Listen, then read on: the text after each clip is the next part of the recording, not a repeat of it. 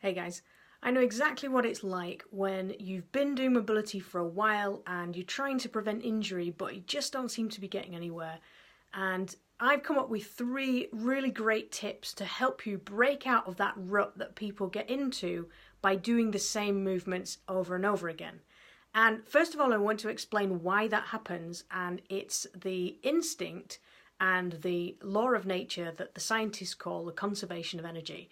So it's the idea that your body and your instinct is to find the easiest way to do anything. So if you know 25 different movements that you could do for your mobility, then it's more likely that you're going to choose just 1 or 2 and you'll keep repeating those same 1 or 2 because they're easier to remember or they feel like they're the most effective, and you'll actually forget about the other ones that you know, and you probably won't do those for a while.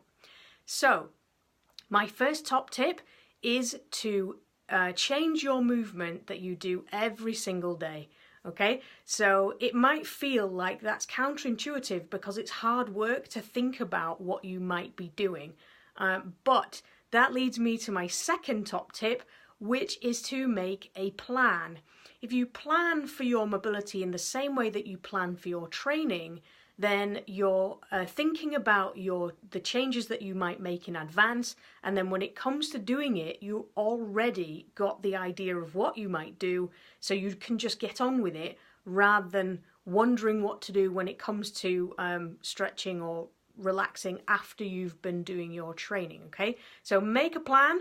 And the third top tip is to pick one body part. Okay, it can seem really overwhelming to try and prevent injury in the whole of your body all at once. Okay, and so what you will end up doing is trying to do a little bit or a couple of minutes on each area of your body every time you try and do mobility, and that might work in terms of unwinding the tightness that your exercise just created, but it's not going to be useful when you want to progress and increase the amount of movement that those joints have.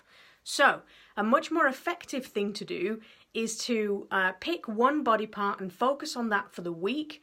That makes your variety of movement really easy because then you're narrowing down the choices that you have to choose from, and that means that you can plan much quicker. Okay, so one really great place to start if you've never done any mobility before, or even if you haven't done any for a while, is your hip flexors.